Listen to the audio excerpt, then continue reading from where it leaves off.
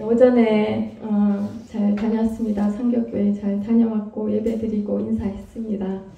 네, 이제 제가 여기 이제 아시다시피 11월 2일부터 상교교회로 파송이 되고 이제 오늘이 이제 이렇게 해서는 마지막 설교입니다. 저는 씩씩하게 갈 겁니다. 네, 지금 무슨 말씀을 드려야 될지 모르겠는데, 네, 중요한 걸 깨달은 게 하나 있어서, 이 파송에 관련해서 제가 정리를, 하나님 해주신 것도 있고 해서 한 번은 정리를 해야 돼서 또 나누고 가도록 하겠습니다. 제가, 이 파송 소식을 들은 게 10월 6일이거든요. 이렇게 뒤돌아보면 하나님이 절묘한 계획으로 10월 3일, 4일인가 저희가 집회를 하고 제가 만난 하나님 쭉 돌아보면서 이제 한번 정리하고 간증하고 6일 이제 추석 당일 이제 끝나지도 않았는데 목사님 전화가 오셔가지고 긴급하게 보자고 하시더라고요. 그런 적이 없었거든요.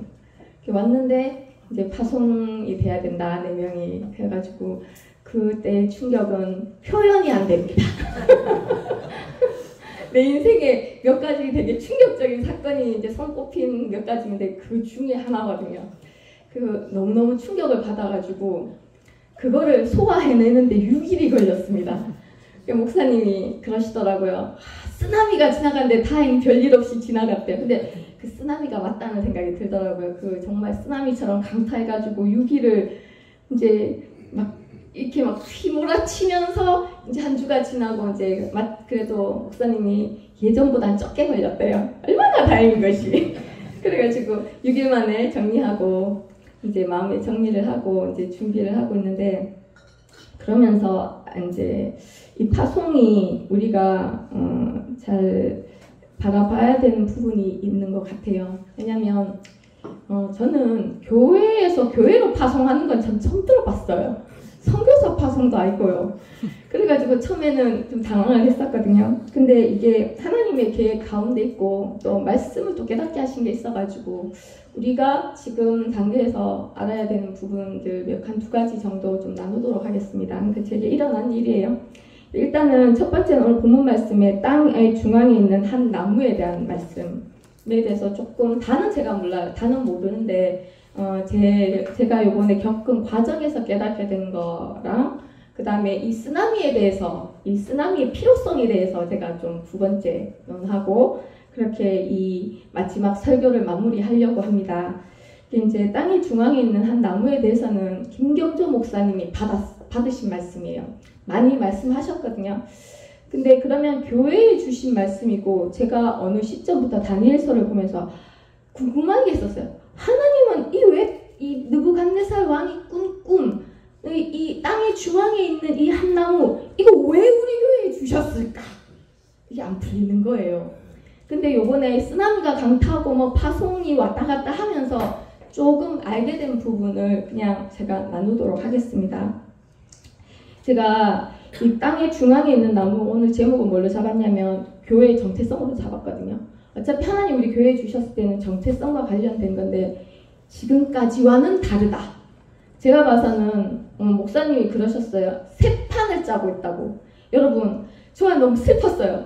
이제까지 판 짜고 있는 거 대충 적응할 만한데 하나님이 확 뒤집어가지고 새 판을 짰는데 이 파송이라는 거는 제 머릿속에 이 상상도 못한 이 부분이거든요. 근데 거기 제가 또 걸려가지고 제가 교회를 딴 데 가서 예배를 드려야 되잖아요. 근데 제가 다들 이제 안 온다고 생각하시는데 아닙니다. 저 금요일마다 자꾸 돌아올 겁니다. 목요일마다 올 겁니다. 자꾸 보내려고 하지 마십시오. 저는 단지 수요일과 주일만 안 오는 것 뿐입니다. 근데 오늘도 제가 상교교회에서 예배 드리는데 우리 교회에서 예배 드리게 있겠구나. 그러면 우리 같이 예배 드리는 거구나. 그런 마음이 들더라고요. 이미 목사님이 또 하나님 말씀 주신 게 있어요. 제가 혼자 가는 게 아니래요. 교회가 같이 가는 거래요. 내가 그 백을 힘입고 오늘 열심히 앉아가 예배를 드렸거든요. 교회에 있는 것처럼 그런 마음이 확 들더라고요. 그래서 여러분, 저는 잘려나간 게 아닙니다. 제가 그거를 명확히 오늘 정리를 해드리겠습니다. 저는 잘려나간 게 아니고 돌아오지 않는 것이 아니고 계속 주마다 돌아올 겁니다. 네, 그래서 저는 이제 파송이 됐는데 제가 좀 심각하게 좀 보고자 하는 부분은 이 땅의 중앙에 한 나무에 대한 하나님이 이 판을 새로 짜면서 땅의 중앙에 있는 이 한 나무가 관련이 돼 있는 것 같아요. 안 풀리다가 좀 이렇게 정리가 되더라고요. 근데 여러분, 본판이 시작됐습니다. 지금까지는 준비 게임이었습니다. 준비입니다. 준비. 이제는 뭐라고요? 실전으로, 본 게임으로 아마 들어갈 것 같습니다. 그거와 관련된 교회의 정체성이 땅의 중앙에 있는 한 나무일 것이다. 저는 이제 제가 깨달은 건 저에 관련된 아주 미세한 나무가 있잖아요. 막 있으면 거의 저와 관련된 아주 미세한 부분을 깨달았어요. 그런데 제가 오늘 부족하지만 본문 보면서 조금 우리가 보고자 하는 부분이 있다면 이 다니엘서를 제가 보고 이거는 그냥 개인 신앙 차원이 아니에요, 여러분. 그냥 교회 신앙 정도 차원이 아니에요. 내 교회 잘 되거나 내 개인의 신앙이 좀 더 어떻게 업그레이드 은혜가 이 정도 차원이 아니에요. 다니엘서 말씀은 이 다니엘서 뒤에 보면 이러거든요. 쭉 11장까지 하나님이 그 꿈이나 뭐 다니엘에게 예언의 말씀들 쭉 주면서 어떻게 말씀하셨냐면 이제 12장 4절 읽어볼게요. 다니엘아, 마지막 때까지 이 말을 간수하고 이 글을 봉함하라. 언제까지? 많은 사람이 빨리 왕래할 때, 교통이 발달할 때, 그리고 지식이 더해질 때. 지금보다 지식이 더해질 수가 없어요. AI에게 모든 지식을 몰아주는 바로 이때를 위해서 이 모든 다니엘의 말씀이 봉함된 거예요. 그런데 놀랍게 제가 일부러 억지로 끼워 맞춘 거 아닙니다. 어차피 하나님께 목사님이 박았잖아요. 이게 의미가 있는 겁니다. 땅의 중앙에 있는 이 한 나무를 빨리 파악하는 것이 굉장히 중요하다. 이 나무는요, 보통 백성을 하나님 나라 백성을 상징하기도 하거든요. 그런데 이 배경을 좀 보고 제가 가도록 하겠습니다.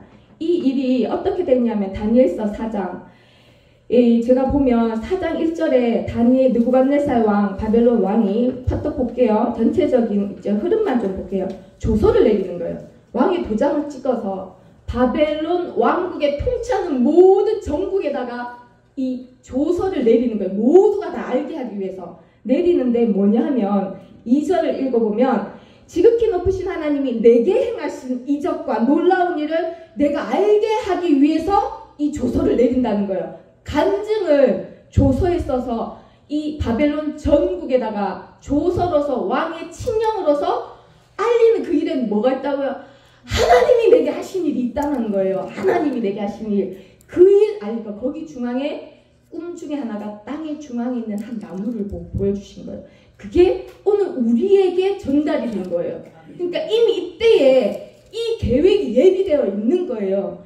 근데 이러면서 뭐라고 고백하냐면 그의 신앙을 고백하는데 그는 이때 최대 강국 바벨론 왕국의 왕이었어요. 지금 뭐 미국의 왕, 대통령 정도. 근데 어떻게 고백하냐면 3절에 그의 나라는 영원한 나라요. 이거와 관련된 겁니다. 다니엘서는 그의 통치는 대대에 이르리로다. 여러분, 제가 다니엘서 2장 전했잖아요. 제가 그때 은혜 받은 게 뭔지 아십니까? 이 역사에 대해 얘기했잖아요. 역사의 결론은 하나님의 나라구나. 영원한 하나님의 나라가 이 땅 위에 서는 것이구나.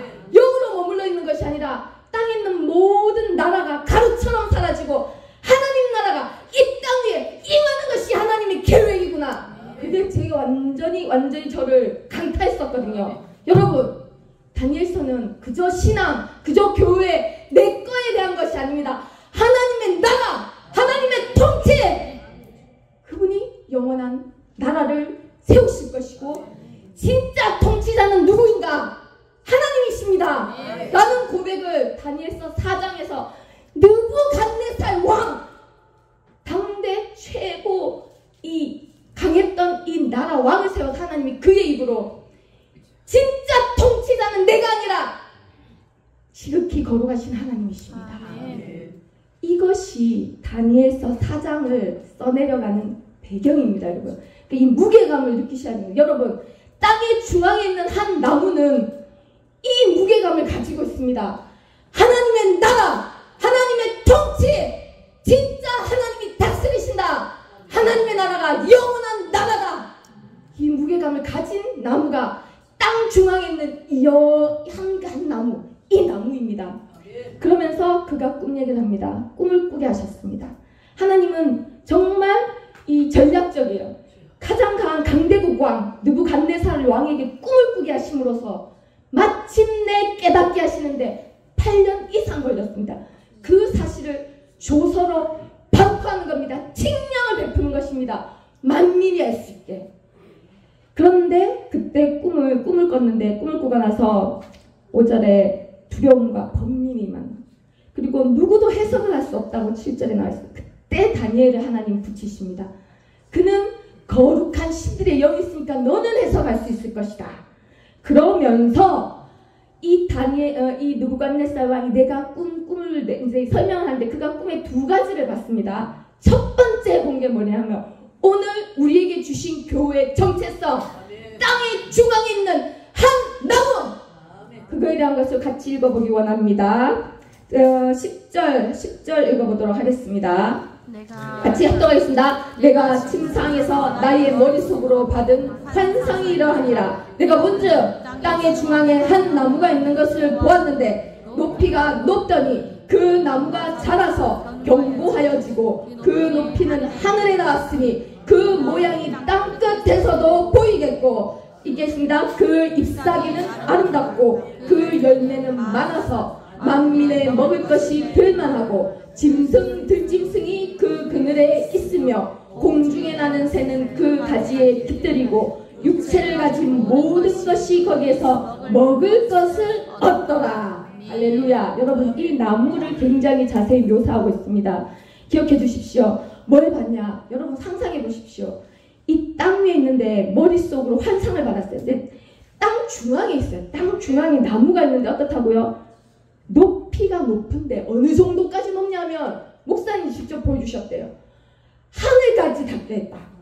이 나무는 높이가 처음 자라기 시작해서 밑에 보면 자라서 견고해졌다 하거든요. 높이가 높아지는데 그뿐 아니라 자라는데 견고해지기까지 했어요.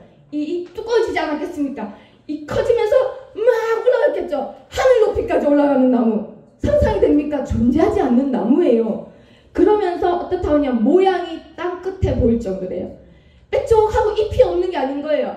이 나무 모양이 이 자라면 자랄수록 어떻죠? 이 나무의 잎이나 가지들이 더 커지잖아요. 그러니까 멀리서도 땅 끝에서도 보이겠고 그런 나무래요. 그런데 놀랍게 아름다운 표현이 뭐냐면 잎사귀가 아름답대요. 아시죠? 성경에 잎사귀는 약재로도 쓰인다 하잖아요. 그리고 열매가 많아서 만민의 먹을 것이 될 정도. 얼마나 열매가 많으면 한 나무에 열린 열매로 만민의 먹을 것이 될 정도로 엄청난, 여러분 상상을 하셔야 돼요. 이 밥 많이 먹었다고 졸면 안 돼요. 상상력을 발휘하셔야 돼요. 이 나무가 하나님 우리를 통해서 이루고자 하는 그 한 나무라니까요, 여러분. 근데 조금 어려워가지고 제가 지금 이 시동을 이렇게 걸고 있잖아요. 자면 안 돼요. 뭐라고요? 이 잎사귀가 장난이 아닌 거예요. 알겠죠? 이 지구적인 단위, 우주적인 단위, 저 땅 끝에서도 보일 정도의 엄청나게 큰 나무, 잎사귀, 열매 가득가득하고, 그리고 뭐라고요? 그 나무가 공급하는 거는 그 그늘을 공급하는 들짐승이 와서 깃들일 수 있고, 그 다음에 그 가지에 새들이 와서 자리를 칠 수 있는 정말 아름다운 나무잖아요. 진짜 거기에다가 육체 가진 모든 것이 거기에서 먹을 것을 얻더라. 이 아름다운 나무를 본 거예요. 멋지죠? 근데 꿈이 여기서 안 끝났습니다. 순찰자가 하늘에서 내려오는데 얘가 싹 다 베버린 거예요. 그러니까 이 환상 꿈을 꾸고 나서 이 느부갓네살 왕이 이 두려움에 잡혔던 이유가 싹 내려서 이 떡을 다 잘라버리고 쫓아내고 그런 오늘 본문 말씀 다 아까 읽었으니까 자세히 보진 않을게요. 그러면서 이 나무가 짐승의 마음을 받아서 7대를 지내리라 하고 17절 같이 읽어보도록 하겠습니다. 이는 순찰자들의 명령대로요 거룩한 자들의 말대로니 지극히 높으신 이가 사람의 나라를 다스리시며 자기의 뜻대로 그것을 누구에게든 주시며 또 지극히 선한 자를 그 위에 세우시는 줄을 사람들이 알게 하려 하였느니라. 뭐냐, 하나님의 목표, 하나님의 뜻은 이 나무를 통해서 나무를 그렇게 세운 그 다니엘이 이 꿈 해석하면서 이 나무는 이 22절에 왕이여 이 나무는 곧 왕이십니다 그랬거든요. 사람의 나라를 다스리는 왕, 통치자에게 주는 권세도 이 정도인 거예요. 이렇게 땅 중앙에 세워서 높게 모든 것에 이 필요를 공급하는 그런 나무로 세웠는데 내려오게 하시고 자르는 분도 하나님이시라는 거예요. 그러면서 알게 하고자 하는 목적이 뭐냐면 지극히 높으신 이 하나님이 사람의 나라를 진짜 다스리는 분은 하나님이시다. 이 나무는 나무에게 주어진 권세, 통치자에게 주어진 권세를 상징하는 이 나무는 뭐를 위해서 잘렸냐면 하나님이 사람의 나라를 다스리시는 분이시다. 이것을 알게 하기 위해서 이 일을 하시겠다는 거예요. 그러면서 자기 뜻대로 그 권세를 누구에게 주실 수도 있고 지극히 천에도 그것을 세울 수 있는 분이 하나님이시다. 뭐다? 진짜 통치자는 하나님이심을 알게 하기 위해서 이 나무를 보여주고 이 쭉 되어진 일들을 꿈으로 보여준 거예요. 뭐다? 땅의 중앙에 있는 한 나무를 하나님이 우리에게 주신 이유는 하나님이 통치자이시다.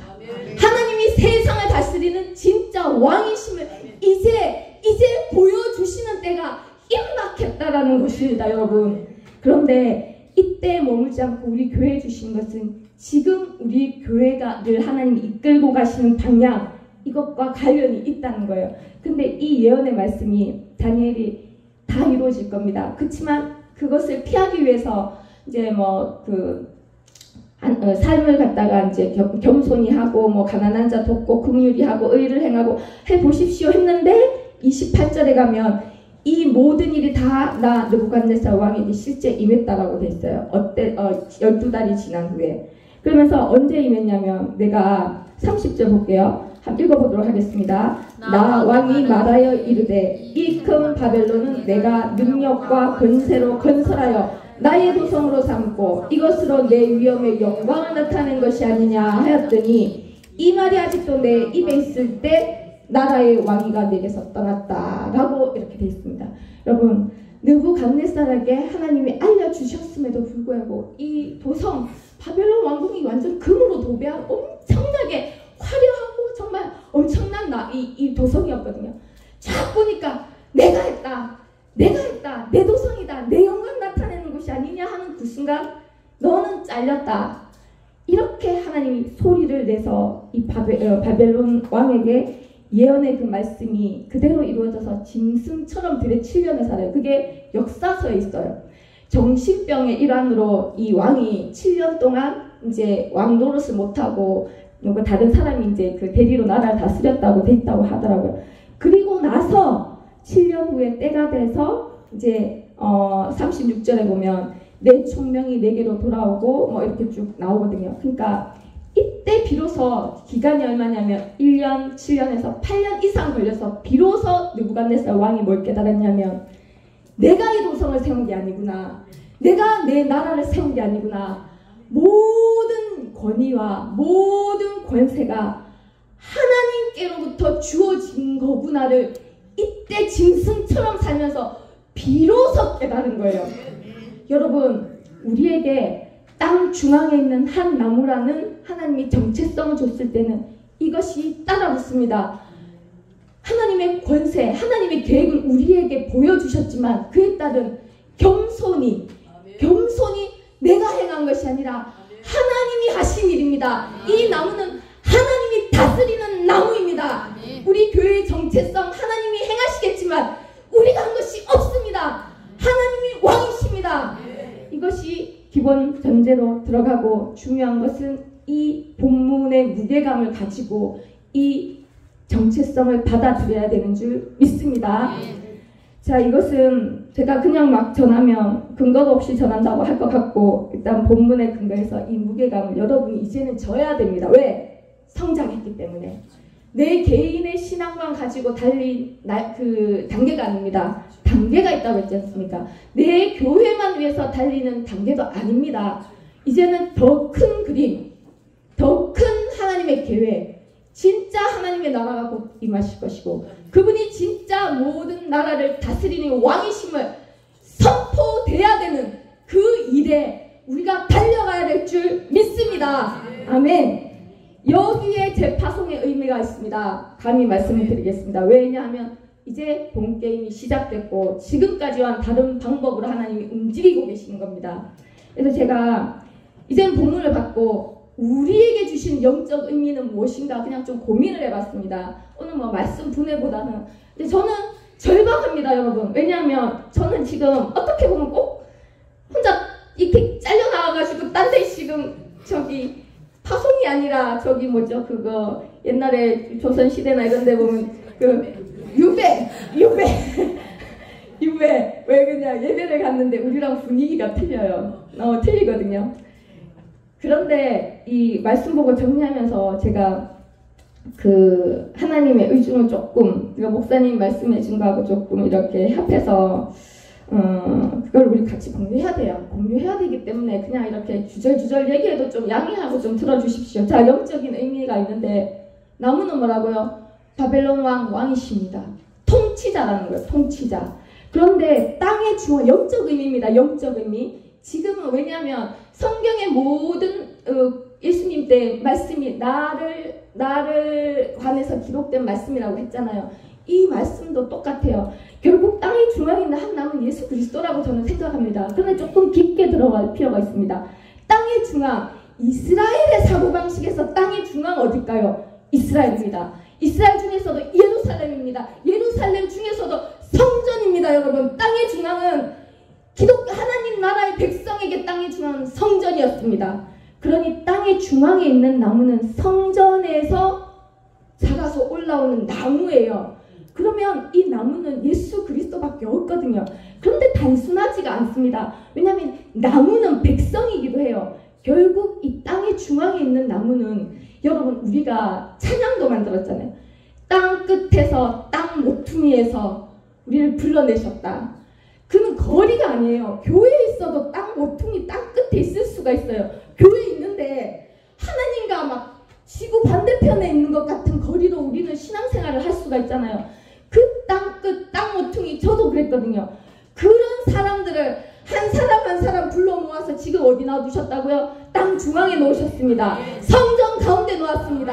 하나님이 임하시는 처소가 성전이라고 했잖아요. 그냥 입에 발린 말 말고 실제 우리 안에 이 성전에 가길 우리 얼마나 간절히 사모합니까? 처절하게 예배마다 야단 맞으면서 우리가 땅 끝에 있던 우리가 땅 중앙 하나님의 처소 거기에 들어가기 위해서 얼마나 몸부림치면서 이 여기까지 왔냐는 거죠. 우리는 땅 중앙에 있는 나무입니다. 아멘. 왜? 마음이 있으니까. 그런데 예수 그리스도와 뭐가 됐다고요? 하나 된 교회가 바로 땅 중앙에 있는 나무입니다. 아멘. 제가 자의로 해석하는 거 아닙니다. 영적 의미로 봤을 때 여러분, 우리는 끝에 있었지만 땅 중앙 우리 심령이 성전이 되게 하셔서 우리 하나님이 임하시는 처소가 되게 하셔서 여기서 같이 예배를 드리잖아요. 여기는 땅 중앙입니다. 아멘. 아멘. 그래서 제가 이 한 나무는 어쩌면 최고의 담대다. 하나님의 전략적으로 봤을 때 우리는 나무에 대한 우리가 하나님의 우리에게 행하신 걸 봐야 이 나무를 조금 더 이해할 수 있을 것 같아요. 어렵지만 여러분 고민을 해봅시다. 처음에 준 나무가 뭐냐면 참포도나무 교회예요. 참포도나무 교회가 뭔지 제가 설명 안 해도 아시죠? 심지어 우리 교회 이름이 참포도나무 교회입니다. 그죠? 참포도나무. 거기에 하나님 그러셨잖아요. 예수님이 나는 포도나무고 아버지는 농부라는 거예요. 너희는 가지다. 연합에 대한 거잖아. 너희가 내 안에 있으면 연합된다. 가지로 이 포도나무에 붙을 자격 없는 너희를 접붙인 게 우리잖아요. 그 연합. 거하면 한 나무가 된다. 이 훈련을 엄청 오래 했습니다.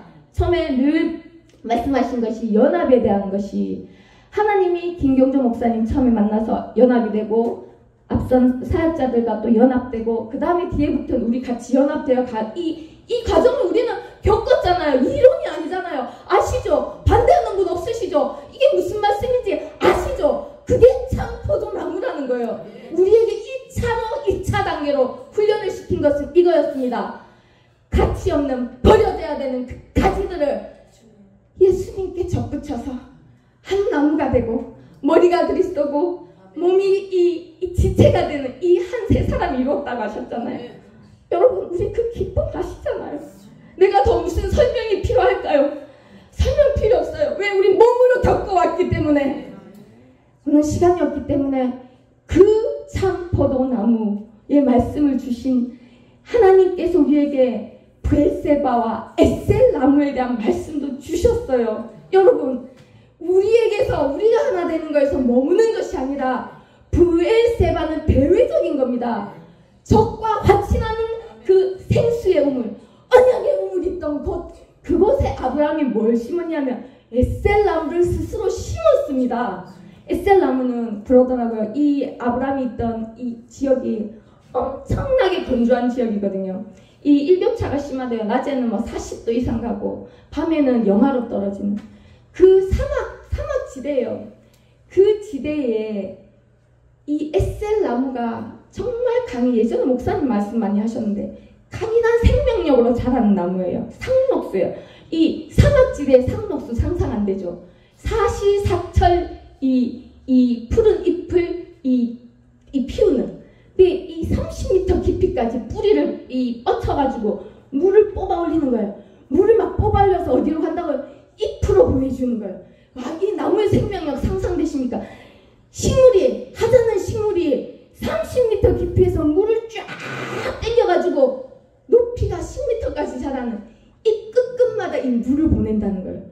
그 물 때문에 그 주변이 그늘이지고 나그네들이 쉬어갈 수 있는 정말 그런 안식처가 될 수 있는 나무가 에셀나무라는 거예요. 여러분, 영적 의미를 아시겠죠? 우리 교회는 참 포도나무에 접붙이는 이 일을 하고 나서는 영적인 나그네들, 영적인 지친 사람들, 영적으로 힘이 든 사람들, 육체적으로 지친 사람들, 영혼육이 쉬어가는 것이 이 브엘세바와 에셀나무가 있던 아브라함이 하나님 이름을 부르던 그곳이었던 것 같아요. 누가 와도, 연약한 자가 와도, 왜냐하면 족장실에는 안전이 보장되지 않았거든요. 그러니까 힘이 센 사람이 살아남는 거예요. 그죠? 근데 힘이 약해요. 원수여도 누구나 와도 이곳에서 쉴 수 있고 육신이 쉬고 마음을 놓고 영적으로 하나님 이름을 부르던 곳, 영혼육이 쉬던 그곳, 그 나무가 우리 교회의 에셀나무잖아요. 누가 와도 끌어안고 화친하고 누가 와도 연합할 수 있는 그곳. 그 마음이 아브라함에게 있었고 우리에게 주셨단 말이에요. 여러분, 자, 포도나무와 에셀나무를 거쳐 이 마지막 단계가 이 땅의 중앙에 있는 한 나무인 것 같아요. 왜? 이 모든 것들이 연합되어서 나타나는 나무인 것 같아요. 여기는 지친 나그네와 같았던 사람들도 있고 정말 안식이 필요한 사람들도 있을 거고 또 그 다음에 오늘 이 느부갓네살 왕이 하나님이 그 둥치를 나무의 그루터기 달라서 또 동염에서 이제 하나님 때까지 기다리게 한 그런 사람들도 있을 거고 모든 사람이 정말 하나님이 왕이신 걸 알고 다시 돌아오는, 다시 깨닫고 느부갓네살 왕처럼 하나님이 진짜 내 인생의 주인이구나, 하나님이 진짜 주인이심을 알고 돌아오는 자마다 이 나무에 붙는 거예요. 저는 그렇게 봤어요. 그러니까 이 나무는 단순히 한 교회가 아니라 이 교회를 베이스로 해서 교회와 교회가 연합해서 큰 둥치를 이룬 정말 한 나무, 땅 중앙에 있는 한 나무, 연합된 한 나무. 이 나무가 하나님이 원하시는 나무인 줄 믿습니다. 물론 에베소서에 가면 있어요.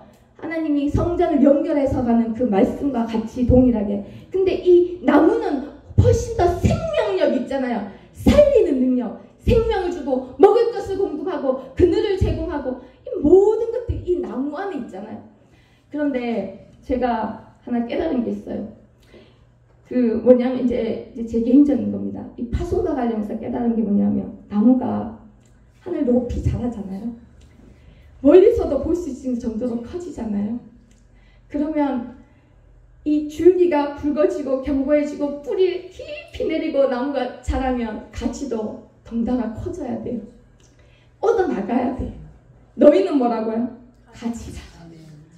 가지는 둥치만큼 이 원나무만큼 자라서 뻗어나가야 되는 거예요. 그래야 멀리서 바라볼 수 있고 멀리 뻗어나가서 누구에게라도 그늘을 제공하고 누구에게라도 먹을 것을 제공하고 누구에게라도 약재를 제공해서 살리는 역할을 할 수 있다는 걸 제가 깨달았어요. 하나님이 주신 말씀이 뭐였냐면 요셉의 말씀 한번 볼게요. 가지가 중요하다는 걸 알았어요. 요셉의 축복인데 제가 두서없이 얘기하지만 중요합니다. 자, 40장 22절 말씀드리겠습니다. 같이 합독하겠습니다. 창세기 49장 22절요.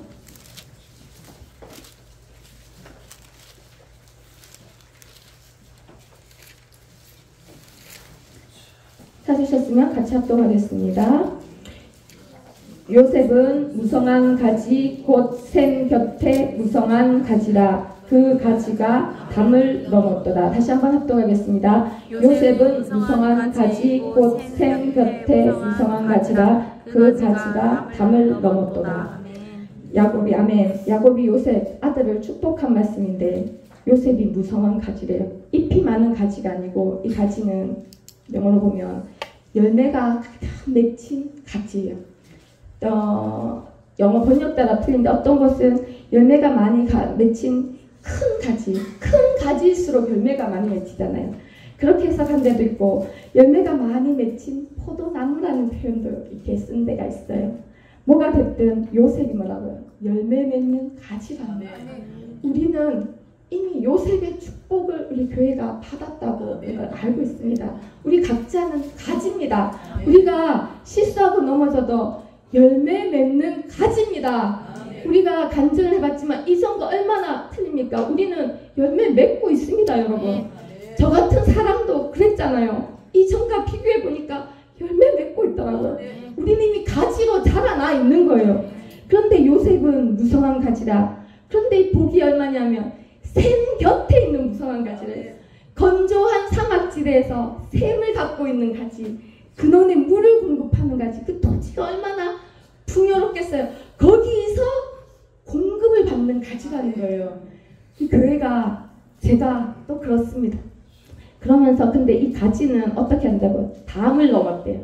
여러분 이 부분입니다.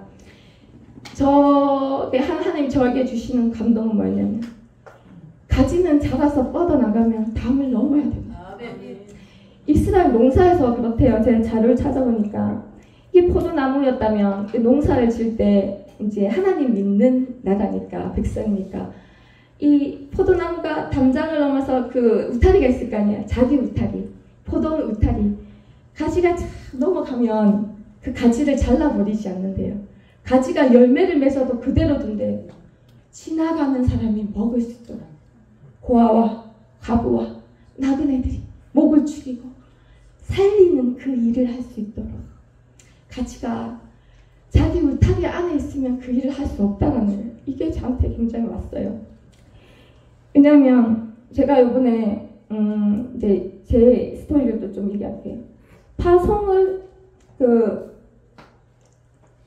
추석에 얘기 딱 듣는데 얼마나 충격으로 왔냐면 저희 아버지 돌아갔을 때랑 똑같은 충격으로 왔어요. 그 정도로 충격적이었어요. 왜냐하면 저희 아버지가 갑자기 돌아가셨거든요. 심근경색인가? 하여튼 그걸로 갑자기 돌아가셨고 전화 한 통을 딱 받았는데 돌아가셨다는 거예요. 해외에서. 그때 제가 눈물이 안 날 정도로 충격을 받았어요. 왜냐하면 아버지가 돌아가신 걸 슬퍼할 겨를이 없었어요. 왜? 나는 완전히 고아로 이 험한 세상에 내던져진 그런 버림받은 느낌이 너무 커가지고 이제 어떻게 살아가야 되나 이 현실적인 문제가 파도처럼 밀려오면서 그 공포가 너무 커가지고 그 배신감과 돌아가신 분한테 미안한데 그 배신감 이제 나를 버린 것 같은 거예요. 아버지가 돌아가셨는데 내가 버림받은 느낌이 든 그 충격이 진짜 하늘이 노래지면서 무너지는 것 같더라고요. 근데 이번에 파송 저한테는요 안정감이 되게 중요하더라고요. 굉장히. 제가 유학생활하면서 부평초처럼 떠돌았잖아요. 7년을 외국에서. 정말 뿌리 없이 도는 정말 있거든요. 그런데 이제 겨우 여기 정착해서 마음을 여기 두고 내 평생 영원히 여기서 행복하게 나는 뭘 시켜도 할 것이다. 여러분, 여기가 웃지만 제 한계가 있는 거예요. 여기 안에서 시키는 거 순종하고, 여기 안에서 사람들과, 여기 안에서 나는 안정감을 느끼면서 이 담 안에서.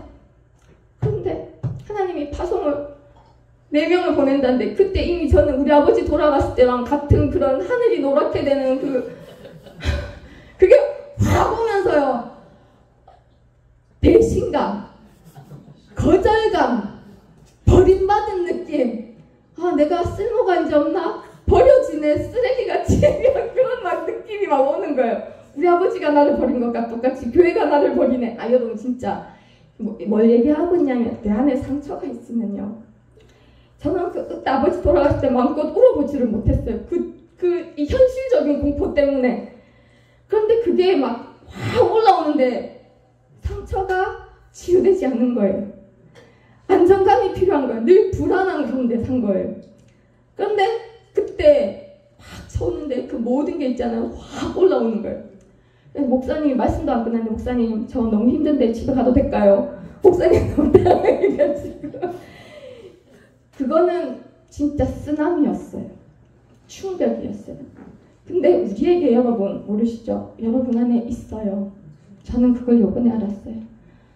그러면서 아, 나는 여기서 울타리를 쳐놓고 이 안에 있는 데서 안정감을 느끼는구나. 근데 요번에 말씀을 주시면서 너는 가지야.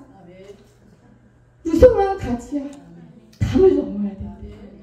담을 넘어서 이제 여기 안에서뿐 아니라 담 너머에 생명 살리는 그 일에 너는 할 일이 없어. 가지는 열매 맺지 않아. 열매 맺게 하는 건 하나님이야.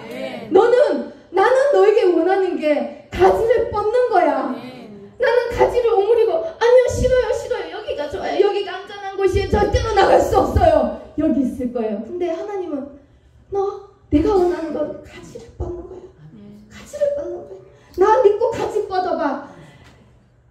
다윗이 여호와를 의뢰해서 적진에서 담을 뛰어넘었다고 했잖아.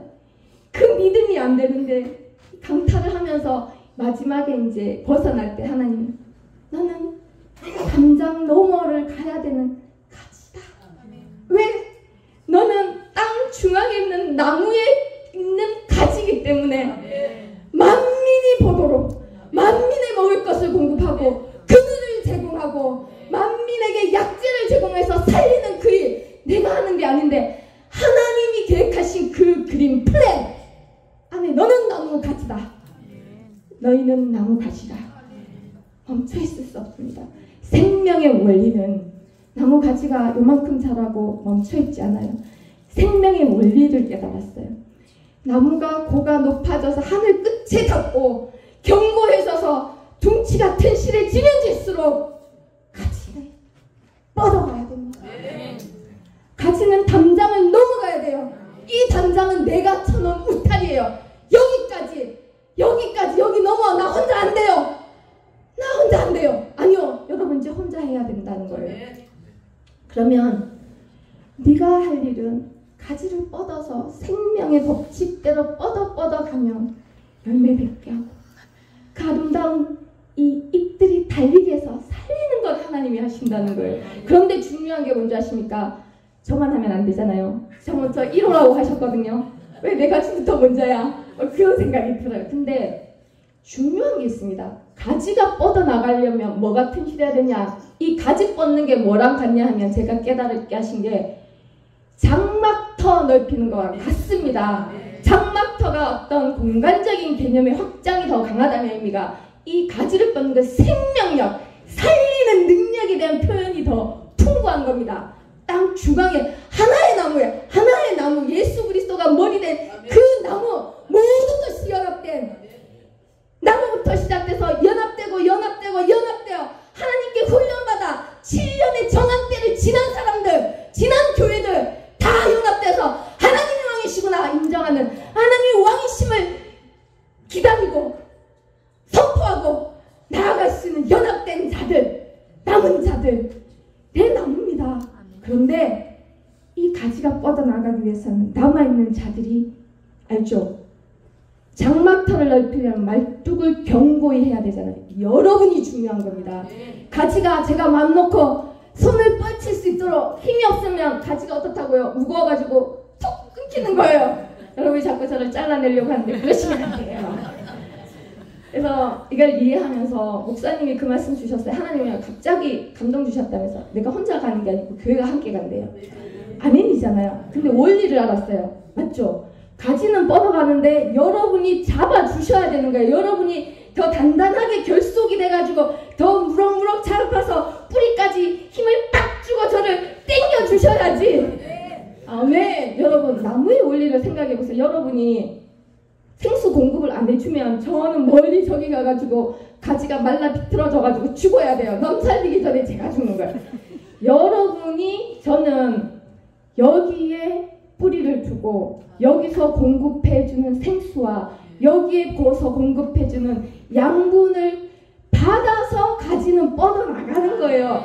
가지는 그저 담장을 넘어가는 거예요. 멀리 저 열방을 향해서 아니면 또 국내 또 하나님의 손이 미치지 못하는 곳 에셀나무는 하나님 찾아오게 하시는 이런 사람들이지만 이 나무는 찾아가는 서비스예요. 필리핀처럼 저런 교회들처럼 상교교회 분위기 틀리다고 했잖아요. 찾아가는 거예요.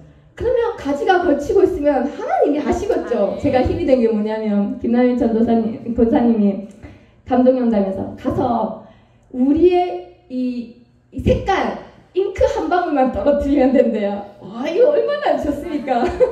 왜냐면 제가 이 파송 얘기가 나오면서 엄청난 부담감이 확 오더라고요. 그런데 그 말을 들으면서 그래 난 할 수 있는 거 없지. 이 잉크 한 방울 색깔만 들이고 오면 되는구나. 가벼운 마음으로 가고 있거든요. 그래서 제가 지금 하려는 핵심은 땅의 중앙에 있는 한 나무를 제가 다는 알 수 없지만 이 하나님의 마지막 이 플랜과 본게임과 관련된 비전을 하나님이 주시는 비전이고 또 우리의 역할은 말씀드렸듯이 우리 각자가 가지로 뻗어나가야 됩니다. 가지로 뻗어나가서 담장을 넘어가야 돼요. 한계를 넘어가야 되는 거예요. 이제 그때가 온 거예요. 그리고 남아있는 자 30명이 20명 이런 소리 하면 안 되는 거예요. 여러분은 뭐라고요? 말씀 주셨잖아요. 한 명이 1000명을 이룬다고 그랬잖아요. 30명 3000명이에요. 3000명 족하지 않습니까? 그러니까 여러분이 각자의 자리에서 당겨주지 않으면 저가 어떻다고요? 공급받을 수 없다. 여러분이 견고히 자라서 공급을 받아서 충만할 때 이 가지 끝까지 레일을 타고 오는 거예요. 알겠습니까? 그래서 여러분 부탁드립니다. 저와 함께 같이 가는 겁니다. 여러분이. 그래서 몸은 제가 가르치지만 영으로는 여러분이 공급처입니다. 할렐루야. 아멘. 사명감을 가져주시기 바랍니다. 아멘. 또 2호 3호가 나올 거기 때문에 저는 즐겁습니다. 누구에게 쓰나미가 닥칠까? 네, 이게 중요합니다. 두 번째, 쓰나미에 대해서 말씀을 드리겠습니다. 제가 쓰나미라는 표현은 목사님이 하셨다 했잖아요. 그 유기를 설명이 안 되는 거예요. 속이 다 뒤집어진 거예요. 이걸 제가 제 얘기 다 하지 말라고 그랬는데 간략하게 말씀드리면 옛날로 돌아간 것 같아요. 속에 이게 저는 울타리를 하나님이 쓰나미가 몰라. 쓰나미의 역할 아시죠? 쓰나미의 뜻이 해일인데 바다는 하나님이 레벨을 정해놨잖아요. 이걸 넘쳐서 올라오는 거예요. 물이 부글부글 끓으면서 어떻게 하고 온다고 푹푹푹 파괴하면서 올라오는 거예요. 제 안에 그런 모든 것들을 어느 날 갑자기 예고도 없이 하나님이 쓰나미로 후려 갈겨가지고 제가 완전 진짜 아버지 돌아갔을 때 같은 느낌이었다고 그랬잖아요. 그러면서 뭐가 드러나냐면 이 안에 숨어있는 게 드러나는 거예요. 이 거역하는 영, 불순종하는 영, 막 분노와 막 온갖 좋지 않은 모든 감정들, 난 처리가 많이 됐다고 생각한 줄 알았는데 이 담장 안에 다 또 숨어있는 거야. 이 구석구석마다 이렇게 막 이렇게 그러면서 이게 쓰나미가 후려갈기네. 얘들 놀아가지고 후루룩 다 올라오는데 섭섭하게 하시죠. 어떻게 나를 버릴 수가 있어? 나를 잘라낼 수가 있어? 정말 여러분 이 쓰나미가 중요해서 그래요. 여러분 쓰나미가 하나님의 사랑이더라고요. 왜? 내가 파송이 돼서 가지가 가려면 어떻게 한다고요? 열매 맺는 가지는 하나님께서 더 깨끗하게 하신다고 하셨어요. 깨끗하게 하는 방법은 내가 뭘 더 하는 게 아니에요. 가지가 뭘 더 잘하려고 하는 게 아니에요. 깨끗하게 하는 거는 거룩은 구별되는 거잖아요. 분리되는 거거든요. 거룩은 이 쓰레기를 분리해서 제거하는 거랑 같은 거예요. 그게 돼야 1차적으로 돼야 나머지 이 열매는 맺어지는 거잖아요. 아, 이 쓰나미는 내게 다 쓸어가는 하나님의 사랑이었구나. 감탄을 하면서 드러나 있는 게 다 올라오는 온갖 감정이 다. 아, 교회를 나오지 말까? 그러면 나 가가지고 목요일 금요일 오라는데 목금 모아 절대 모으지. 나 버림받았는데 그 오만 생각이 다 올라오는 거예요. 여러분, 생각을 통해서 역사하잖아요. 그래서 내 안에 있는 감정들과 막 서로 이제 쿵짝이 돼가지고 막 섭섭하고 서운하고 이게 오르락내리락 하는 그 쓰나미 파도가 나를 감쌌다니까요. 강타를 했다니까요. 부글부글거리는데 내가 이제까지 목회자도 안 한다고 그랬는데 내가 다 하고 성교회장도 안 한다고 그랬는데 내가 다 했는데 어떻게 나를 여기서 잘라버릴 수가 있어. 완전 그런 거 있잖아요. 이 원색적이지만 그런 마음이 언제든지 올라올 수 있는 근거가 여기 있다. 하나님 이걸 드러내신 거예요. 근데 제가 할 수 있는 게 없더라고. 제 꼬라지가 여전히 그건 거예요. 원래 내 모습이 없는 거예요. 그거를 내가 정면으로 보게 하시는 게 하나님이시더라고요. 하나 이것밖에 안 되는 사람인데 하나님의 은혜로 지금까지 있는 거구나. 여전히 숨겨져 있는 거 하나님이 싹 쓸어서 쓰나미로 박살을 내고 드러내서 끌고 나가야 되는데 제가 딸려가게 생긴 거예요. 이때는 여러분 생각과 짝짝이 되면 쓸려 내려가요. 두 가지 쓰나미가 왔을 때 쓸려 같이 내려가거나 나는 남아있고 이것들만 쓸려 내려가거나. 여러분 그러려면 주님 붙잡는 방법밖에 없더라고요. 넘어졌어요. 온갖 궁시렁거리는 소리를 다 했어요. 그렇지만 알고 있었어요. 내가 만난 하나님, 나 끝에 하나님 앞에 서야 되는데 이 간절한 믿음 하나 부여잡고 버티는 거예요. 넘어졌다 일어났다 넘어졌다 일어났다. 그 지옥 속의 쓰나미 속을 막 이리 위창 저리 위창 이리 떼기창 저리 떼기창. 그런데 그 버틸 수 있게 한 두 번째 힘은 여러분이었어요. 여러분이 알면서 지켜봐주면서 또 시험 든 거 뻔한데 지켜봐주고 기도해주고 영으로 잡아주고 그렇게 해서 제가 쓰나미가 모든 걸 쓸고 내려갈 때 저는 남아있을 수 있었어요. 그러고 나니까 구별이 된 거예요. 분리가 된 거예요. 이 해변가에 쓰나미가 모든 걸 박살을 내고 쓸고 내려간 해변가에서 내 마음이 얼마나 평화로운지, 내 마음에 아무런 거리낌이 없는 거예요. 그거는 표현이 안 돼요. 그러니 이거는 하나님이 하셔야 돼요. 깨끗게 하는 건 하나님이 하신다. 여러분, 우리는 가지로 전부 다 뻗어나가야 되지만 여러분 가운데 쓰나미가 몰아치기를 간절히 소망합니다. 여러분 안에 그 쓰나미 뭐냐면 환경을 통해서 여러분 안에 속에 아직 남아있는 잔여물도 있잖아요. 이런 것들이 다 들고 올라올 수 있는 어떤 환경들을 얘기하는 거예요. 그렇게 해서 그것들이 깨끗해지게, 그래서 깨끗한 가지로 하나님이 분명히 다스릴 줄 믿습니다. 그래서 그러면 내가 깨끗해져야, 내가 이게 아니더라고요. 쓸고 그냥 부서뜨리면서 막 밀고 내려갈 때 남아있는 나는 하나님을 찬양할 수밖에 없는 거죠. 가는 것이 두렵지 않고, 그래 나는 가지를 뻗어서 담장 너머로 가자. 여기 가라 저기 가고 저기 가라 하면 저기 가고. 이게 반대가 되는 거예요. 기쁨이 되더라고요. 그래서 여러분 안에 하나님 분명히 마지막 이 여러분 안에 처리되지 못한 그 있잖아요. 내가 끝까지 붙잡고 놓고 있지 못하는 내 안에 상처, 기억, 여전히 나를 끌고 갈 수 있는 요지들이 있는 것들이 우리 끝까지 박살이 나야 하나님의 본게임, 성 중앙에 있는 이 땅 중앙에 있는 한 나무가 살리는 역사, 열방을 향해서 뭐죠? 우리가 잠자는 교회를 깨우는 사명이잖아요. 잠자는 교회들을 향해서 우리가 할 수 있는 건 없지만 가지는 뻗어나가야 돼. 가지는 깨끗해야 되잖아요. 이 일을 위해서 우리를 모은 줄 믿습니다. 여러분 생각해 보십시오. 얼마나 영광스러운 일인가. 하나님은 그냥 내가 신앙생활 조금 잘하는 거에 머무르지 않고, 우리 교회가 좀 부흥하는 거에 머무르지 않고, 하나님의 나라를 이 땅 위에 도래하기 위한 그 모든 사전 작업 가운데 우리를 무기로 쓰시고 우리를 통로로 쓰시고 진짜 신나는 일이잖아요.